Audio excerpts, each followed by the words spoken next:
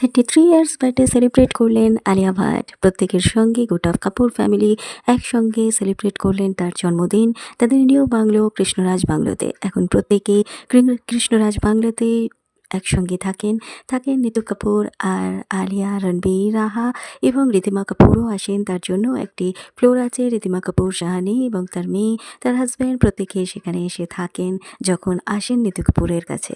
Kapoor family আবার সেলিব্রেশনের মুডে ছিল এতদিন। নিতু কাপুর আর আলিয়া ভাট দুজনে একসঙ্গে আমরা দেখি প্রত্যেকটা ইভেন্টে যায়। এমনকি নিতু কাপুর আলিয়া ভাটকে এতটাই ভালোবাসে যে নিতু কাপুর সবসময় আলিয়া ভাট আর রণবীরকেই সামনে এগিয়ে দেয় সমস্ত কাজের জন্য। নিতু কাপুর ভীষণ ভালোবাসে আলিয়া ভাটকে, তাই রণবীর কাপুরের বিভিন্ন গার্লফ্রেন্ড থাকা সত্ত্বেও আলিয়া ভাটকেই বেছে নিয়েছে নিতু কাপুর তার ছেলের বউ করার জন্য।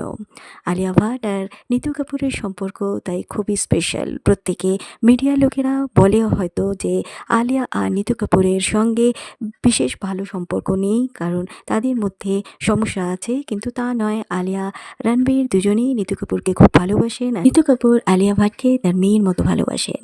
তাই ছোট্ট রাহা, আলিয়া, নিতু এমনকি ঋধিমা কাপুর একসঙ্গে সেলিব্রেট করলেন আলিয়া ভাটের জন্মদিন। ছিলেন মহেশ ভাটও, প্রত্যেকে একসঙ্গে ছবি শেয়ার করলেন।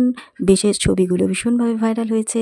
আলিয়া ভাটের এই ছবিগুলো প্রত্যেকের কাছে খুবই স্পেশাল। আলিয়া ভাট ভালো থাকুক, তার জন্মদিন ভালো কাটিয়েছে, প্রত্যেকের সঙ্গে এনজয় করে। অন্যান্য বারে আলিয়া ভাট পার্টি দেন, ছোটোখাটো পার্টিতে উপস্থিত থাকেন প্রত্যেকে। সেখানে কারিনা কাপুর থেকে শুরু করে প্রত্যেকেই উপস্থিত থাকেন। এবারে ঘরোয়াভাবে পার্টি দিয়েছেন আলিয়া ভাট তাদের নিউ বাংলো কৃষ্ণরাজ বাংলোতে।